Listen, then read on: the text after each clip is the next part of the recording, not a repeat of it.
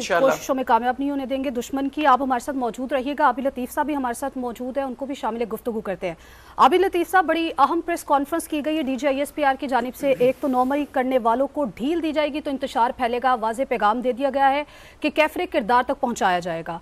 दूसरी बात, अज़्म इस्तेहकाम को ज़रबे अज़्ब और राह निजात से गलत तरीके से जोड़ा जा रहा है, ये भी वाज़े कर दिया गया। क्या कहेंगे? जी बिल्कुल। एक तो सबसे पहले जो इसके चंद टेक अवेज़ हैं इस प्रेस कॉन्फ्रेंस के, एक तो ये बहुत प्रोफेशनल टर्म्स में थी और बहुत जिसको कहना चाहिए कि इट मीन्स बिजनेस टाइप की प्रेस कॉन्फ्रेंस थी, जिसमें बहुत सारी चीज़ें, जैसे अभी आपके दोनों जो शुरका हैं उन्होंने इस पर वजाहत की, जैसे मिनाज साहब भी कह रहे थे। तो अब देखिए कि जो उन्होंने सिपाही सुबहान की मिसाल दी कि जिसने ख़ुद को अपने ग्रेनेड के ऊपर गिरा दिया और अपने लोगों को शहीद होने से और ज़ख्मी होने से बचा लिया, ये वो रिज़ॉल्व है जो कि पाकिस्तान आर्मी बड़े अरसे से जिसका डिस्प्ले कर रही है, और वो क्लियर एंड होल्ड जैसे उन्होंने कहा कि कई दफ़ा किया है। अब उसके जो आगे की रिस्पॉन्सिबिलिटी है, यानी बिल्ट और ट्रांसफ़र की, वो भी करनी पड़ेगी। तो इसी को उन्होंने जब बहुत खूबसूरत तरीके से और आई थिंक बड़े पर्टिनेंट तरीके से लिंक किया अज़्म इस्तेहकाम के साथ।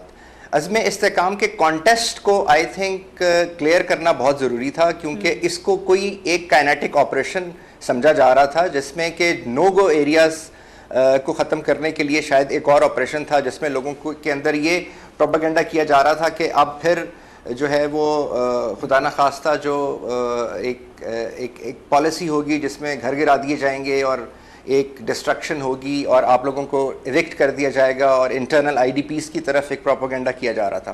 तो उन्होंने वो क्लियर कर दिया कि ये बेसिकली जो नेशनल एक्शन प्लान है उसी की मैनिफेस्टेशन है, और उसी के ऊपर जो उसकी इम्प्रूवमेंट है उस कॉन्सेप्ट की कि आपने एक जो कैंपेन है, जो स्ट्रेटजिक कैंपेन है, वो कैसे रन कर रही है। क्योंकि टेररिज्म जो है वो सिर्फ और सिर्फ काइनेटिक टर्म्स में नहीं है।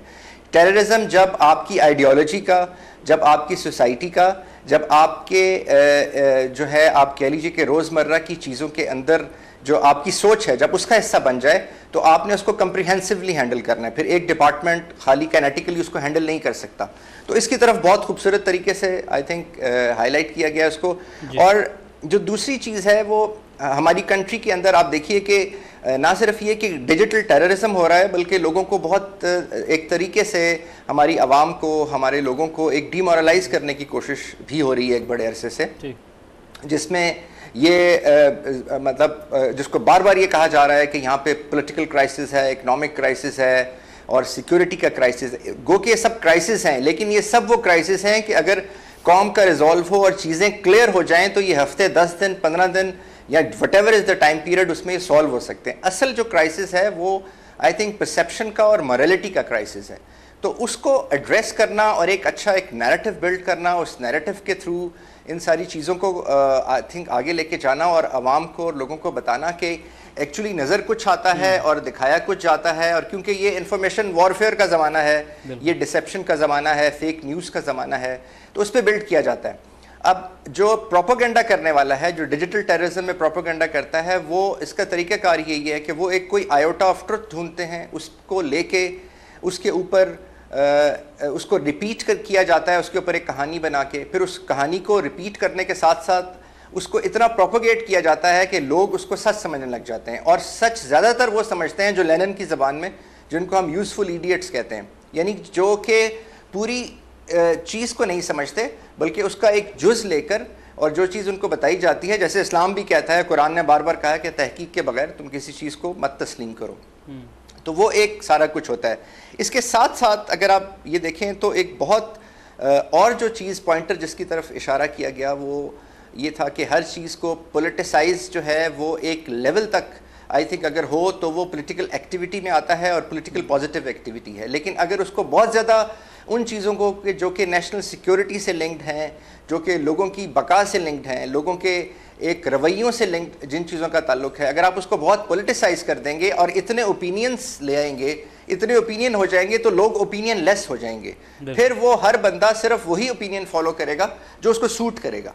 तो आई थिंक ये एक कम्प्रिहेंसिव एफर्ट थी जो इस वॉर ऑन میں کہنا چاہیے کہ ایک جو انلیگل سپیکٹرم کو پوری طریقے سے ڈیفائن کیا گیا، اور اب یہاں سے آئی تھنک اس بات کو آگے چلنا چاہیے، اور اس کے جو مزید سٹیپس ہیں ان کے اوپر جیسے مالک صاحب بھی کہہ رہے تھے کہ اس کے اوپر ایک کمپریہنسو اب ڈائلاگ ہونا چاہیے، نیشنل ڈائلاگ ہونا چاہیے، اور یہاں سے بات جو ہے اب باقی جو سٹیک ہولڈرز ہیں، جو سٹیک کے کانسٹیٹیوئنٹس پلرز ہیں، ان کو یہاں سے بات اب آگے لے کے چلنا چاہیے۔ بالکل، بات ان کو یہاں سے آگے لے کے چلنا چاہیے۔ ندیم ملک صاحب، یہیں سے آپ کے پاس آتے ہیں، یہی پوائنٹ ہے کہ جو حکومت کا بھی تذکرہ کیا، انہوں نے کہا کہ 50% سے زائد جو مدارس ہیں وہ رجسٹرڈ ہی نہیں ہیں، تو یہ ہم نے نہیں کرنے، یہ پاک فوج نے نہیں کرنے، یہ کس نے کرنے، یہ سوال اٹھایا گیا۔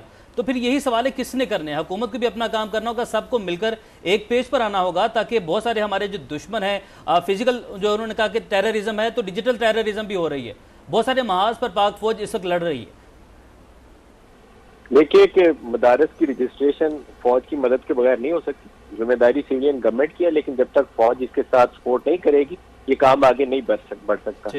میں دوبارہ اپنے پہلے نقطے کی طرف آؤں گا کہ اس وقت بہت ضروری ہے کہ فوج، حکومت اور پی ٹی آئی کی جو لیڈرشپ ہے یہ ایک اکٹھے نیشنل ایکشن پلان کی ایک میٹنگ کرے، اس کی امپلیمنٹیشن کے حوالے سے اس میں مدارس کی رجسٹریشن کو ایک ایجنڈا آئٹم کے طور پر شامل کریں۔ سر فہرست ہونا چاہیے، یہ جو ایرانین بارڈر اور افغان بارڈر کے اوپر سے اسمگلنگ ہو رہی ہے اس کو شامل کریں۔ ابھی انہوں نے بے نامی پراپرٹیز کا ذکر کیا، بہت میٹر آف کنسرن ہے۔ بے نامی پراپرٹیز کے لیے 10 بڑے شہروں کے اندر، پورے ملک کے اندر 10 بڑے شہر آئیڈینٹیفائی کر لیں، اسلام آباد، کراچی، لاہور، فیصل آباد، پشاور، کوئٹہ، وہ بے نامی پراپرٹیز کے لیے سروے کریں۔ جو بے نامی پراپرٹیز ہے سرکار اس کو اٹیچ کر لے، کوئی اس میں مشکل نہیں ہے۔ یہ وہ چیزیں جس کے لیے دونوں کو مل بیٹھ کے بات کرنی پڑے گی، یہ پریس کانفرنس سے اور ایک دوسرے کو برا بھلا کہہ کے حل نہیں ہوگا۔ پاکستان تحریک انصاف کو ہر چیز کے لیے فوج کے اوپر نعرے بازی کرنے سے بھی گریز کرنا چاہیے، لیکن فوج کو ان کو کسی بیک چینل سے انگیج بھی کرنا چاہیے۔ دونوں چیزیں بہت ضروری ہیں۔ اگر تحریک انصاف والے ہر کام کے لیے کہتے رہیں گے تو بشرا بی بی کو کچھ ہوا تو میں آرمی چیف کو نہیں چھوڑوں گا، تو پھر اس کا بھی مسئلے کا حل کوئی نہیں۔ تو میرے خیال میں کچھ ایسے جو بڑے ہیں، یا تو فوج کے کچھ ریٹائرڈ آفیسرز وہ رول ادا کریں، یا کوئی ہمارے سینئر سیاستدان رول ادا کریں۔ نیشنل ایکشن پلان کی ایک فالو اپ میٹنگ ہونی چاہیے، اور وہ کمپریہنسو میٹنگ ہونی چاہیے جس میں براڈر پولیٹیکل کنسنسس بھی ہو، انٹرنل سیکورٹی کیسے کرنی ہے اور بارڈر سیکورٹی۔ دیکھیں یہ جرمنی کے اندر جو پاکستانی قونصلیٹ کے اوپر اٹیک ہوا ہے، یا یہ جو بنو والا اٹیک جس میں ہمارے 8 اس قوم کے بیٹے شہید ہوئے ہیں، یہ چھوٹا مسئلہ نہیں ہے۔ ہم لوگ اس میں اپنی باتوں میں الجھے ہوئے ہیں، اس کے اوپر ایک پوری قومی اسمبلی کا لائیو سیشن دکھانا چاہیے تھا جس میں بحث ہوتی یہ واقعہ کیوں پیش آیا جس میں 8 بچے ہمارے شہید ہو گئے۔ تو میرے خیال میں کچھ سنجیدگی دکھانی پڑے گی لیڈرشپ کو بھی۔ سیاستدان بہت زیادہ ہر چیز کے لیے فوج کی طرف دیکھتے ہیں، تو فوج کرے گی تو ہوگا، حکومت کو کچھ ذمہ داری لینی چاہیے۔ جی ٹھیک ہے، ندیم ملک صاحب آپ ہمارے ساتھ موجود ہی رہیے گا۔ احمد سعید صاحب آپ کی طرف آئیں گے۔ احمد سعید صاحب، ڈیجیٹل دہشت گردی روکیں گے نہیں تو مزید پھیلے گی، ایسا کہا گیا D G I S P R کی جانب سے۔ فزیکل دہشت گرد کو تو آپریشن کر کے ختم کیا جا سکتا ہے، ڈیجیٹل دہشت گرد کو قانون نے روکنا ہے اور مانیٹرنگ کے ذریعے روکنا ہے۔ انہوں نے یہ بھی کہا ہے کہ وقت آ گیا کہ پوری قوم کو متحد ہونا ہوگا۔ آنے والے وقتوں میں کیا دیکھ رہے ہیں آپ؟ ڈیجیٹل دہشت گردی میں کمی واقع ہوتی ہوئی دکھائی دے رہی ہے آپ کو؟ جی بالکل، دیکھیں ڈیجیٹل دہشت گردی 5th جنریشن وارفیئر کا حصہ ہے۔ اس سے پہلے جتنی جنگیں ہوتی تھیں اس میں کائنیٹک مینز زیادہ استعمال ہوتے تھے، جس میں ٹینکس، جہاز اور یہ فزیکل اٹیکس وغیرہ ہی شامل ہوا کرتے تھے۔ لیکن جب سے لیتھیلٹی آف ویپنز بڑھے ہیں اس وقت سے 5th جنریشن وارفیئر کو پریفر کیا گیا، اور اسپیشلی یہ جو موبائل فون آپ کے ہاتھ میں آیا اور سوشل میڈیا کے جو ایپس آئیں تو اس کو یوز کیا گیا۔ اب کسی بھی جنگ کا مقصد کیا ہوتا ہے؟ کسی بھی جنگ کا مقصد آپ کے اپوننٹ کی پبلک کو ڈیمورائل کرنا، اپنے اداروں پہ سے ان کے اعتماد کو ختم کرنا اور ان کی ول ٹو ریزسٹ یا ول ٹو فائٹ کو ختم کرنا ہوتا ہے۔ اب بغیر کوئی گولی فائر کیے دشمن نے بھرپور طریقے سے اس چیز کو استعمال کیا۔ بدقسمتی سے اس میں ہماری کچھ پولیٹیکل پارٹیز کے ایلیمنٹس بھی ہیں، کچھ ہمارے ڈومیسٹک عام ینگسٹرز بھی شامل ہیں کہ جن کے ہاتھ میں یہ 6 انچ کی اسکرین جو ہے یہ کسی بھی nuclear weapon type kind of ہتھیار سے زیادہ لیتھر ہے، کیونکہ اس کا مقصد وہی اچیو ہوتا ہے جو ایک نیوکلیر ویپن مار کے یا ایک مدر آف آل بامس مار کے جو حاصل کیا جاتا تھا۔ ناؤ اس ڈیجیٹل ٹیررزم کو روکنے کے لیے کیا کرنا پڑے گا؟ اس کو روکنے کے لیے آپ کو اس طرح کی کچھ چیزیں سخت لاز لانے پڑیں گے کہ آپ اس طرح کی ایکٹیویٹیز نہ کریں کہ جس میں آپ کے نیشنل انٹرسٹ یا نیشنل سیکیورٹی افیکٹ ہوتی ہو۔ ابھی آپ چائنا کی مثال لے لیں، آپ ویسٹ کی مثال، ایون یو ایس کی، یورپین یونین کی مثال لے لیں، ایون انڈیا کی لے لیں، کہ جہاں پہ اگر چائنا کی مثال آپ لیں وہاں پہ جو سوشل میڈیا ایپس اس وقت اویلیبل ہیں اس کے اوپر وہی چیز ہوتی ہے جو کہ ان کے نیشنل انٹرسٹ میں وہ دنیا کو اپنے شہریوں کو दिखाना चाहती है। कोई दुनिया का मुल्क जो है उसको इज़हार राय, आज़ादी राय का उसका सहारा नहीं देता, क्योंकि अपनी नेशनल सिक्योरिटी को वो टॉप प्रायोरिटी पे रखते हैं। तो लिहाजा आपको सख्त एक एक्शन प्लान बनाना पड़ेगा, सख्त लॉज करने पड़ेंगे, जुडिशरी को इसके अंदर सख्त किस्म के जो है वो आपको एक्शंस और जल्द से जल्द इसके ऊपर फैसले लेने पड़ेंगे। और इसके साथ साथ अगर आपने फिजिकल गिरफ्तारियां करनी है तो मजबूरी है आपकी। आप ये ऐसे ही है कि आपको कोई इंटेलिजेंस एजेंसी का जो एजेंट है उसको आप गिरफ्तार करें, या आप एक सोशल मीडिया का एक ऐसा एक्टिविस्ट जिसको लोग सुनते हो, बजाय वो पॉजिटिविटी फैलाए वो नेगेटिविटी अगर फैलाएगा तो यही बच्चे हमारे फिर फॉरेन ऑफिस के बाहर जाकर लाइनें बनाएंगे और पाकिस्तान से जिंदा भागने की बातें करेंगे।